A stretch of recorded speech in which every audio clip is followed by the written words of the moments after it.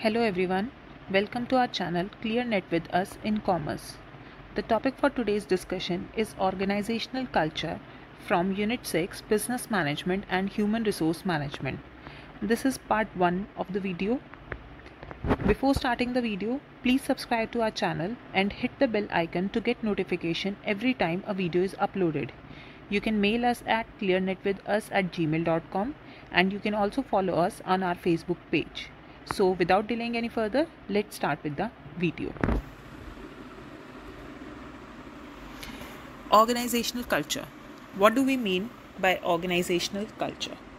Organisational culture एक ऐसा organizational climate होता है जहाँ पर सभी मेंबर्स परसीव करते हैं सेम चीज़ों को एज गुड और बैड. क्यों? क्योंकि वो कॉमन वैल्यूज़ शेयर कर रहे हैं. So defining organizational culture refers to a system of shared meaning held by members that distinguishes the organization from other organizations. तो ऑर्गेनाइजेशनल कल्चर क्या है? ऑर्गेनाइजेशनल कल्चर एक ऐसा सिस्टम है जहाँ पर कॉमन वैल्यूज़ होती हैं, कॉमन बिलीव्स होती हैं जो हेल्प करती हैं एक ऑर्गेनाइजेशन को दूसरी ऑर्गेनाइजेशन से डिस्टिंग्विश करने में. ये ऐसी वैल्यूज़ होती हैं जो डिफ़ाइन करती है what the organisation stands for, how it works and what things और एक्टिविटीज़ इट कंसिडर्स इम्पॉर्टेंट. ये फाउंडेशन प्रोवाइड करती हैं ऑर्गेनाइजेशन के इंटरनल एनवायरनमेंट को और शेप करती हैं ऑर्गेनाइजेशन के मैनेजर्स का बिहेवियर. विजय साठे ने एग्जाम्प्लीफाई किया है कुछ कॉमन थिंग्स को to show the components of organisational culture. ये क्या है? सबसे पहले है शेयर्ड थिंग्स. अब शेयर्ड थिंग्स के अंदर for example the way people dress up, that is shared things. Then we have shared sayings.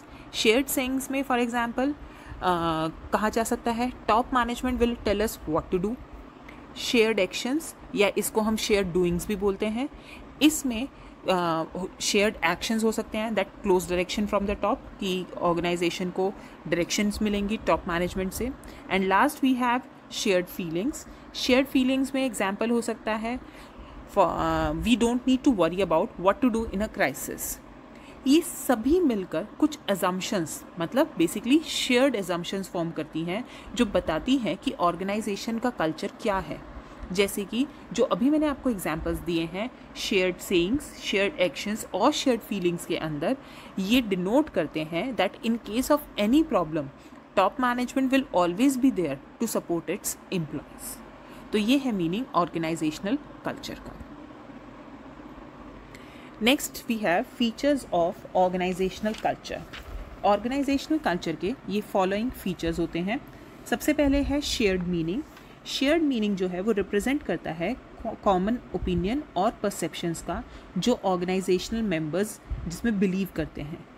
ये जो कॉमन अंडरस्टैंडिंग होती है ये over a period of time develop होती है जो ऑर्गेनाइजेशन के मेंबर्स ने ऑब्जर्व किया है या एक्सपीरियंस किया है ऑर्गेनाइजेशन में रहकर. नेक्स्ट है हमारे पास वैल्यूज़ और नॉर्म्स. जो भी मेंबर्स होते हैं ऑर्गेनाइजेशन के उनको एक क्लियर अंडरस्टैंडिंग होती है about the values and norms of organisations. हर किसी को पता होता है कि क्या करना है, कब करना है, कैसे करना है.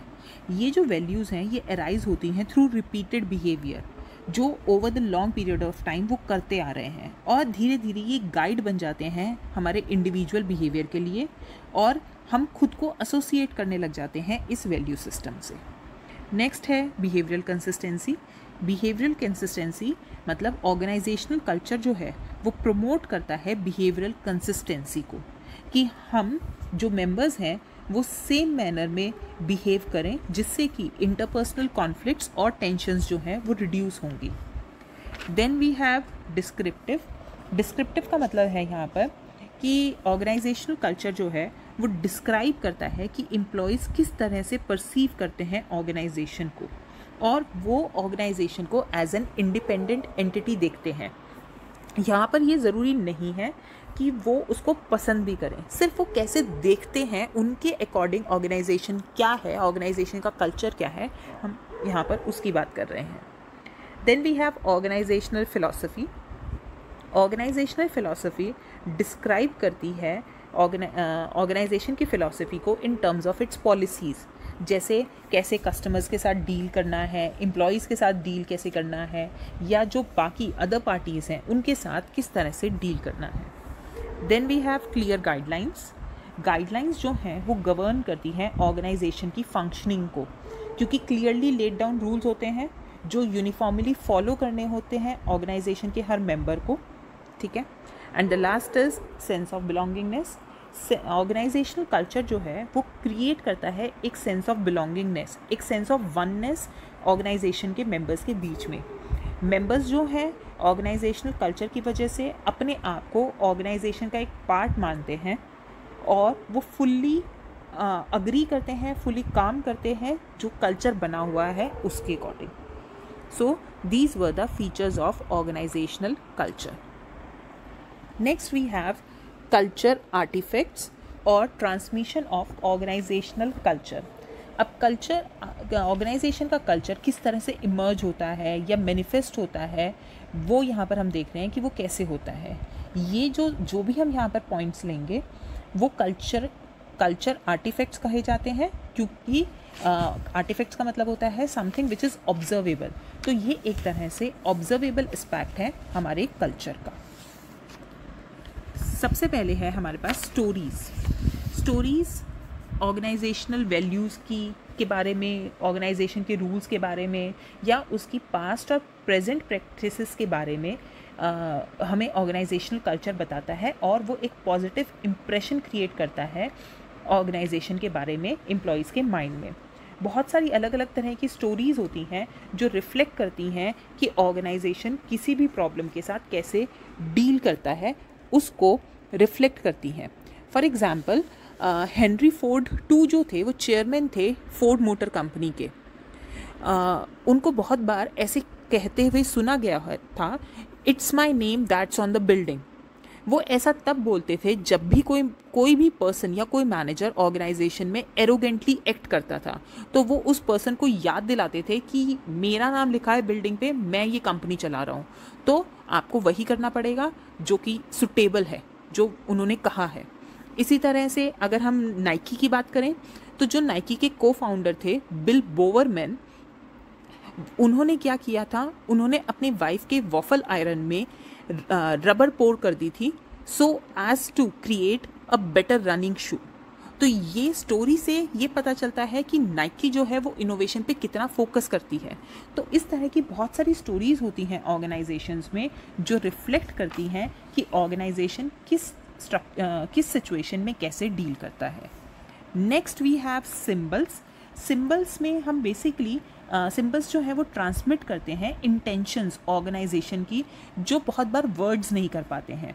जैसे अगर मैं एक लिटरल सिंबल की बात करूँ, अ सिंबल वी, वो डिनोट कर सकता है कि कंपनी हमेशा जीतती है।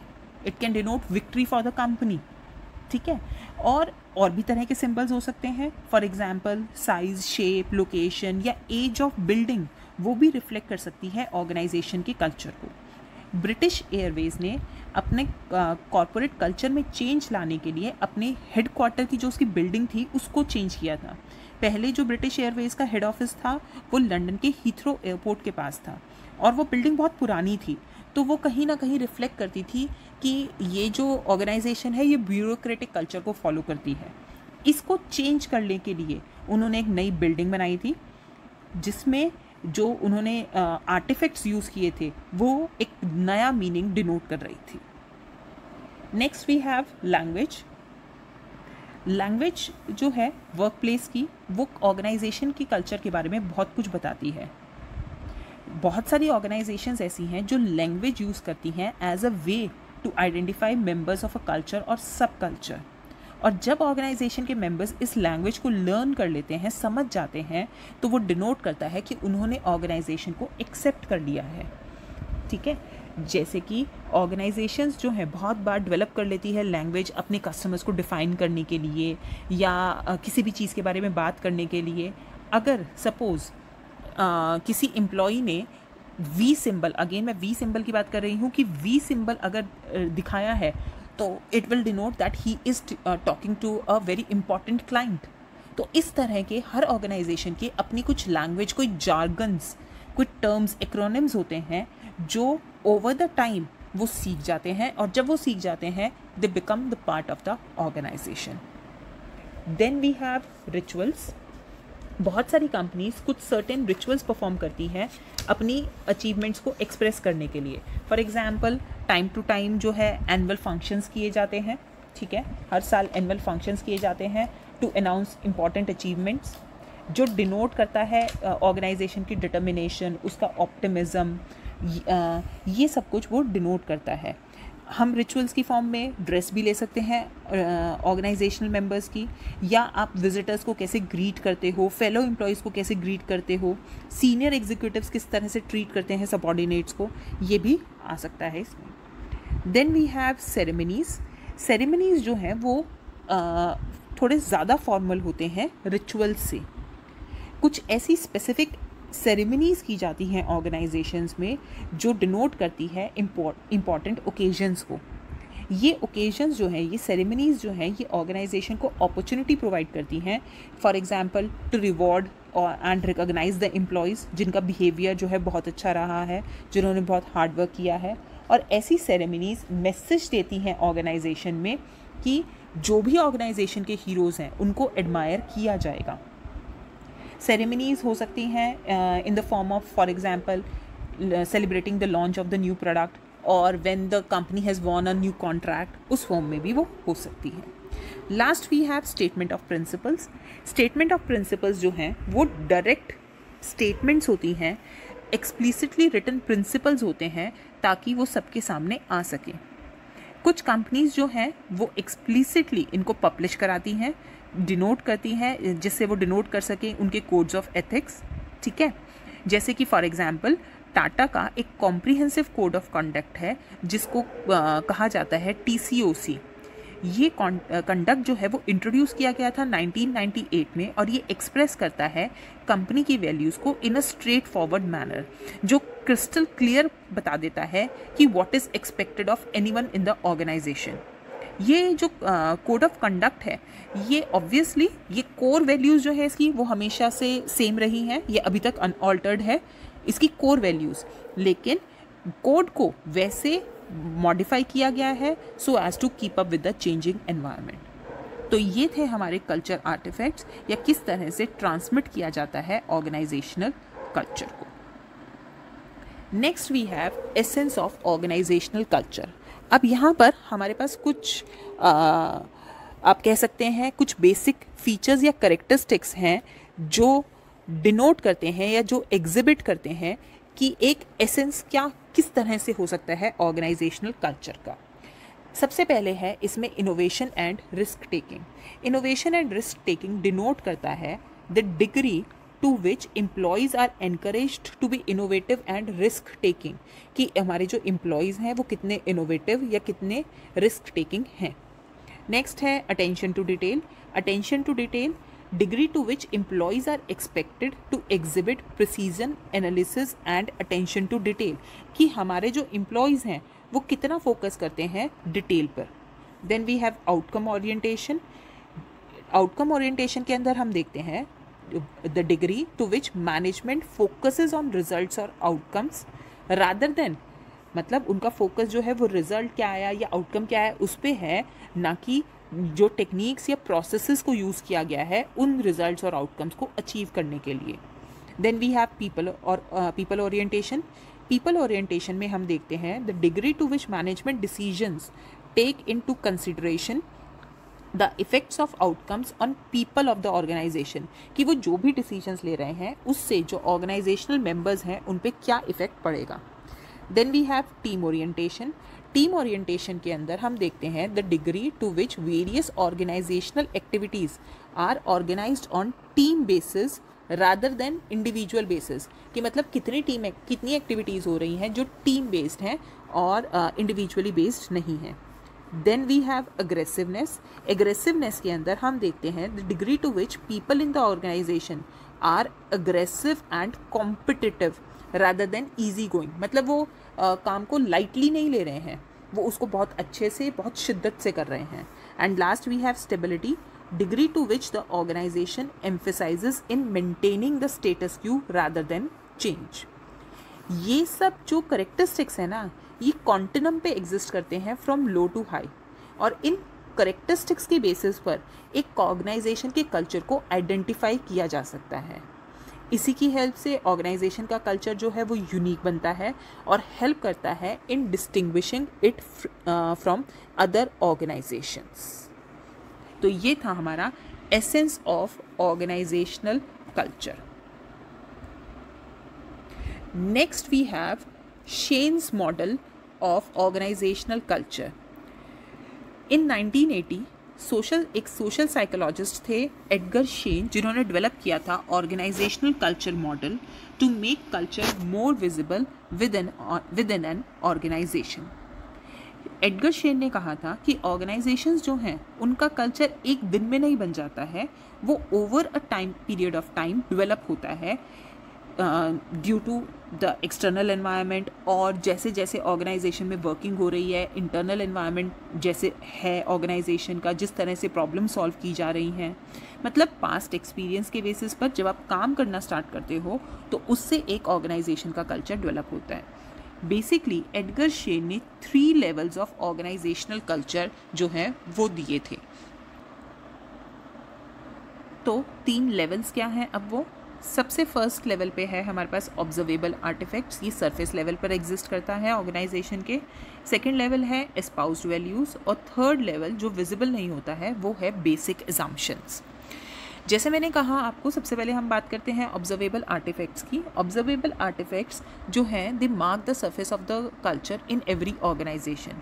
ये सबसे विजिबल एलिमेंट्स होते हैं ऑर्गेनाइजेशन के। ये सिर्फ ऑर्गेनाइजेशन के एम्प्लॉयज़ या मेंबर्स को ही विजिबल नहीं होते हैं, बट ये एक्सटर्नल पार्टीज़ को भी विजिबल होते हैं। अब ये कैसे विजिबल होते हैं? ये विजिबल होते हैं through physical artefacts. Physical artefacts का मतलब क्या है? जो फिजिकली विजिबल है, जैसे आपका ऑफिस का इंटीरियर डेकोरेशन हो गया, फिजिकल स्पेस हो गया कि आपने किस तरह से ऑफिस डिज़ाइनिंग की हुई है, एलोकेशन कैसे किया हुआ है स्पेस का, ऑफिस किस तरह से डेकोरेटेड है, ऑफिस की जो एम्प्लॉयज़ हैं वो किस तरह से ड्रेसअप कर रहे हैं, ऑफिस में क्या, ऑर्गेनाइजेशन में क्या लैंग्वेज यूज़ हो रही हैं, क्या स्टोरीज़ प्रिवेल कर रही हैं, विजिबल ट्रेडिशंस हो गए ऑर्गेनाइजेशन के, जैसे कि सेरेमनीज़ और रिचुअल्स। तो ये जो आर्टिफैक्ट्स हैं ये विजिबल हैं, बट इसका मतलब ये नहीं है कि ये बहुत ईजिली अंडरस्टैंडेबल हैं और हर कोई इसका सेम मीनिंग लेता है। आर्टिफैक्ट्स जो है ये कंफ्यूजिंग हो सकते हैं ऑब्जर्वर्स के लिए, क्योंकि बहुत बार हम क्या करते हैं, we are in a hurry to generalise. ठीक है, हम जनरलाइज कर देते हैं या हम हर चीज़ पे एक लेबल लगाना चाहते हैं। तो जब भी हम ऑब्जर्वेबल आर्टिफैक्ट्स को देखेंगे तो हमें ध्यान रखना चाहिए, हमें बहुत ज़्यादा डिटेल में नहीं जाना है किसी भी आर्टिफैक्ट को लेकर, और ओवर जनरलाइज या लेबलिंग नहीं करनी चाहिए। देन सेकेंड लेवल पे आता है हमारा एस्पाउस्ड वैल्यूज़। एस्पाउस्ड वैल्यूज़, एस्पाउस्ड का मतलब होता है जिसको हम अडॉप्ट कर लेते हैं।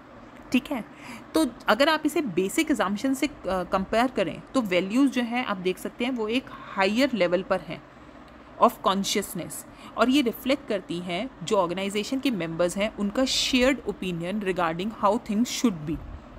जो वैल्यूज़ होती हैं वो हेल्प करती हैं ऑर्गेनाइजेशनल मेंबर्स को सिचुएशंस को क्लासीफाई करने में या एक्शंस को क्लासीफाई करने में एज आइदर डिज़ायरेबल और अनडिज़ायरेबल।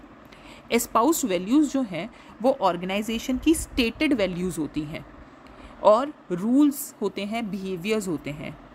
ये बताते हैं कि मेंबर्स जो हैं ऑर्गेनाइजेशन के वो बेसिकली रिप्रेजेंट कर रहे हैं ऑर्गेनाइजेशन को इन फ्रंट ऑफ अदर्स और खुद के सामने भी। ये एक्सप्रेस की जाती है in the form of official philosophies and public statements, जैसे कि यहाँ लिखा है formalise statements of organisational culture. ये बहुत बार प्रोजेक्शन भी हो सकते हैं फ्यूचर का कि मेंबर्स जो हैं या ऑर्गेनाइजेशन जो है वो फ्यूचर में क्या बनना चाहती है। Then last we have basic assumptions. अब ये जो बेसिक अजम्पशंस हैं ये रिप्रेजेंट करती हैं, और ये अनकॉन्शियस लेवल होता है कल्चर का, जहाँ पर हमारी underlying values over a period of time transform हो रही हैं, और जिनको बहुत बार टेकन फॉर ग्रांटेड ले लिया जाता है as an organisational acceptable way of perceiving the world. क्योंकि ये विजिबल नहीं है तो इनको टेकन फॉर ग्रांटेड भी ले लिया जाता है। बेसिकली ये जो अंडरलाइंग अजम्पशंस होती हैं ये डिफ़िकल्ट होती हैं टू डिस्क्राइब, और ये लिटरली उन लोगों को समझ में आती है जो एकस्टम्ड हो चुके हैं to the way the organisation works. ये जनरली इनविजिबल होती हैं, ठीक है, और ये कहीं पर भी लिखी नहीं होती हैं। लोग इनके बारे में बात नहीं करते हैं, लेकिन ये बहुत एग्जिस्ट करती हैं और बहुत पावरफुल होती हैं। तो एक ऑर्गेनाइजेशन में अब 3 लेवल्स हैं अकॉर्डिंग टू एडगर शेन। वो क्या हैं?